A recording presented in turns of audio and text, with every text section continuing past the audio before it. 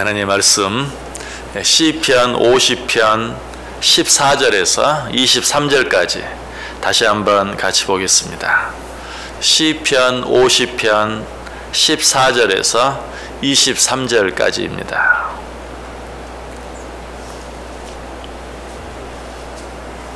시편 50편 14절에서 23절까지 한 절씩 교독합니다. 제가 먼저 14절 읽습니다. 감사로 하나님께 제사를 드리며 지존하신 이에게 내 서원을 갚으며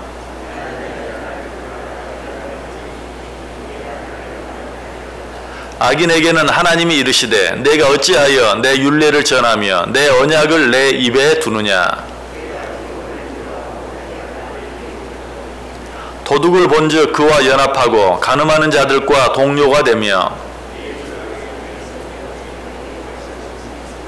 앉아서 내 형제를 공박하며 내 어머니의 아들을 비방하는도다.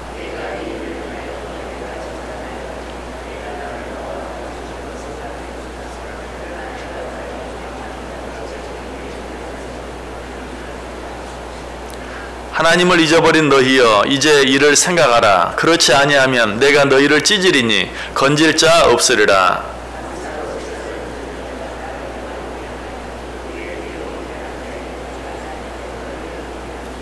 아멘.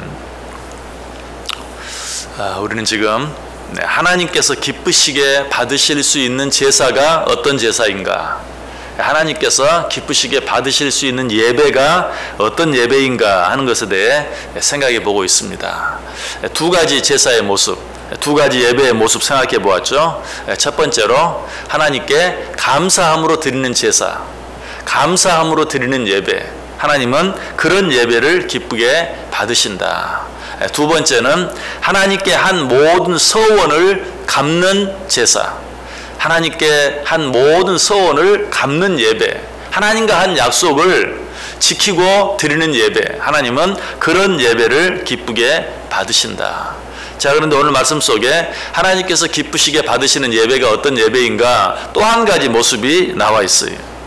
그 모습은 15절에 나와 있습니다. 환난 날에 나를 부르라. 내가 너를 건지리니 내가 나를 영화롭게 하리로다. 환난 날에 하나님께 부르짖으며 기도하는 예배, 이 예배를 하나님께서 기쁘게 받으신다. 어떻게 이것이 하나님께서 기쁘시게 받으시는 예배가 되는가?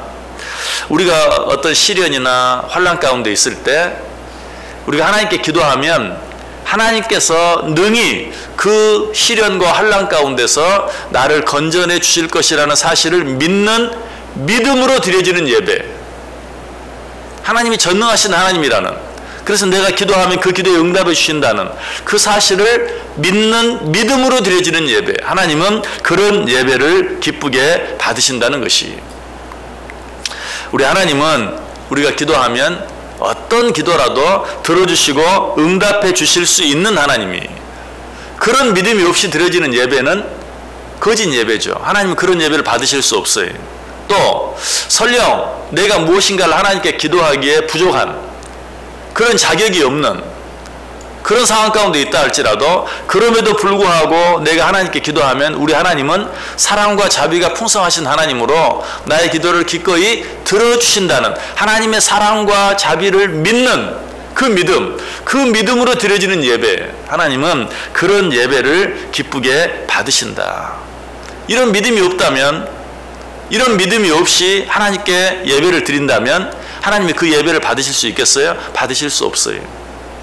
그러므로 하나님께서 기쁘게 받으시는 예배의 또 한 가지 모습은 어떤 모습인가? 내가 어떤 환난 가운데 있든지, 어떤 사람도 도와줄 수 없는 그런 환난 가운데 있다 할지라도 하나님께 기도하면 우리 하나님은 능히 들어주신다 하는 믿음을 가지고 드리는 예배라야 하나님은 그 예배를 기쁘게 받으신다. 우리 하나님은 우리의 기도에 응답해 주시는 하나님이십니다. 시편 91편 15절에 보면 그가 내게 간구하리니 내가 그에게 응답하리라. 시편 120편 1절에도 내가 환난 중에 여호와께 부르짖었더니 내게 응답하셨도다. 이사야 30 10장 19절에도 시온에 거주하며 예루살렘에 거주하는 백성아 너는 다시 통곡하지 아니할 것이라. 그가 내 부르짖는 소리로 말미암아 내게 은혜를 베푸시되 그가 들으실 때에 내게 응답하시리로다. 이사야 58장 9절도 말합니다. 내가 부를 때에는 나 여호와가 응답하겠고 내가 부르짖을 때에는 내가 여기 있다 하리라.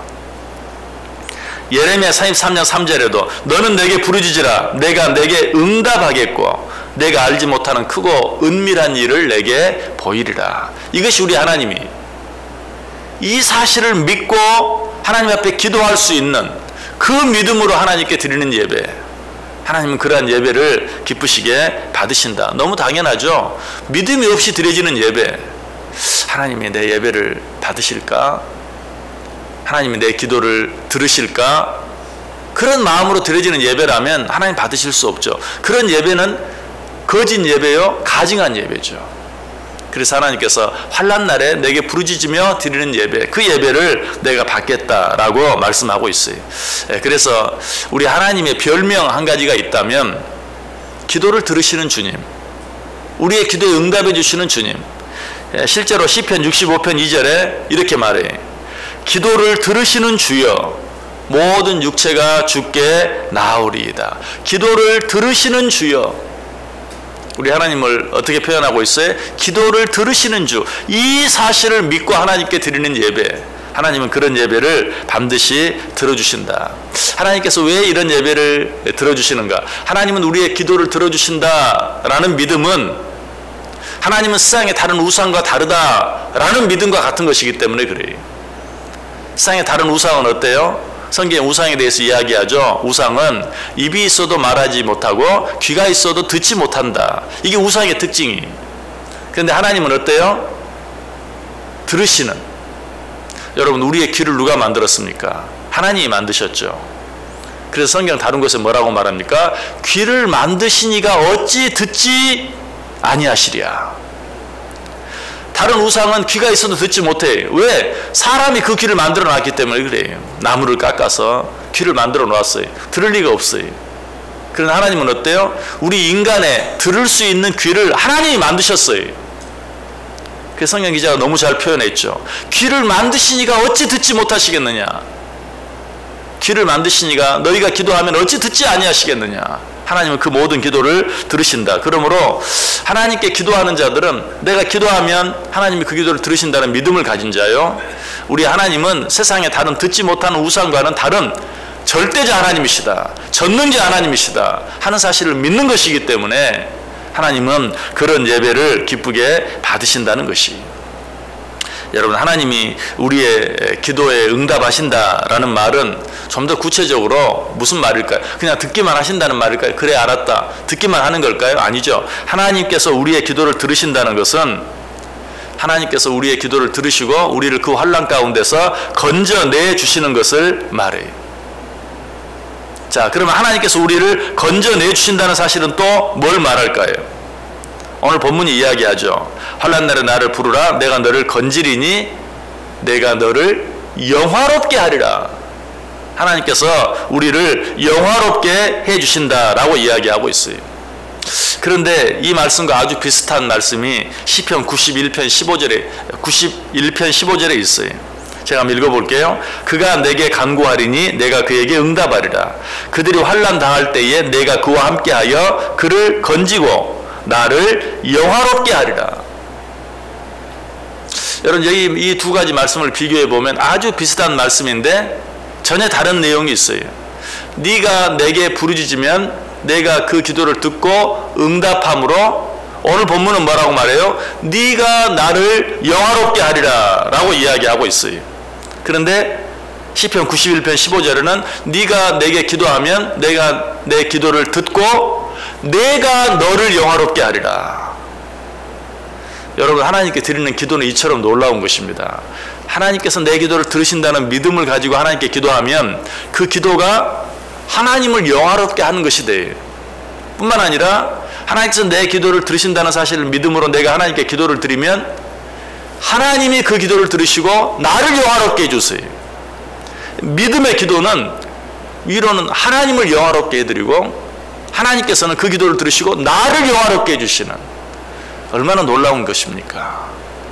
환난 날에 내가 어떤 환난 가운데 있든지 하나님께서 그 기도를 들어주시고 나를 환난 가운데서 건져내 주실 것이라는 믿음을 가지고 하나님께 드리는 기도, 이 기도는 위로는 하나님을 영화롭게 해드리고 아래로는 나를 영화롭게 하는, 인간적인 표현을 빌리면 윈윈하는 정말 놀라운 것이, 그러므로 하나님께 드리는 믿음의 기도는 정말 아름다운 것이, 그래서 하나님께서 오늘 말씀하시는 것이, 환난 가운데서 네가 부르짖는 그 기도를 내가 듣는다는 사실을 믿고 믿는 마음으로 내게 드리는 예배, 나는 그런 기도를 꼭 받겠다, 그런 예배를 꼭 받겠다, 기쁘게 받겠다라고 이야기하고 있어요.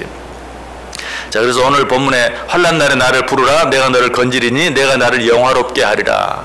그런데 이 시편 50편 끝절 23절에서 뭐라고 말합니까? 감사로 드리는 제사가 나를 영화롭게 한다. 감사로 드리는 제사를 하나님께서 받으실 뿐만 아니라 환난 날에 부르짖는 기도가 있는 예배를 내가 받겠다라고 동일하게 이야기하고 있어요. 여러분, 우리가 하나님 앞에 기도할 때 어떤 마음으로 기도하는가 하는 것을 한번 생각해 보세요.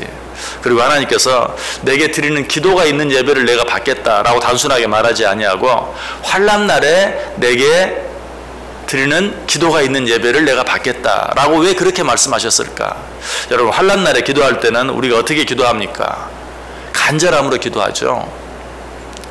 이 세상 그 누구도 도와줄 수 없고 해결해 줄 수 없는 어떤 환난 가운데 하나님께 드리는 기도, 그 기도는 간절할 수밖에 없어요. 그렇다면 환난 가운데 드리는 기도가 있는 예배를 내가 받겠다라는 그 말씀은 간절함이 있는 예배를 내가 반드시 받겠다. 여러분, 우리 예배 속에 간절함이 있는지 한번 확인해 보세요. 하나님께서 이 예배를 받으시고 하나님께서 이 기도를 들으시고 내게 응답하신다. 내게 응답하심으로 나를 환난 가운데서 건져내시고 나를 건져내실 뿐만 아니라 나를 영화롭게 해주시기까지 하신다. 아니, 하나님께서 이 예배, 이 기도를 통해서 하나님 자신이 영광을 받으신다 라는 사실을 믿는 간절함이 내 속에 있는가 한번 확인해 봐야 돼요. 하나님은 그런 간절함이 있는 예배를 받으시겠다라고 이야기하고 있어요. 자, 그렇다면 하나님께서 받으시는 예배의 세 가지 모습은 어떤 모습입니까? 감사함으로 드려지는 예배 뿐만 아니라 그 안에 간절함이 있는 예배, 하나님께서는 그 예배를 받으신다. 무엇보다 하나님께서 하나님께 한 모든 약속을 신실하게 지키며 드리는 예배, 하나님은 그런 예배를 기쁘게 받으신다. 자, 우리가 하나님 앞에 예배할 때마다 우리의 모습이 어떠한지 다시 한번 확인해 보세요. 감사함이 있는가? 하나님과 한 모든 약속을 정말 실천하는, 실행하는 그러한 마음이 있는가? 그리고 세 번째로 하나님 앞에 간절함이 있는가? 이러한 예배를 하나님이 기쁘게 받으신다. 오늘 우리가 새벽 예배를 드리고 있는데 왜 새벽 시간이 귀한 시간인가?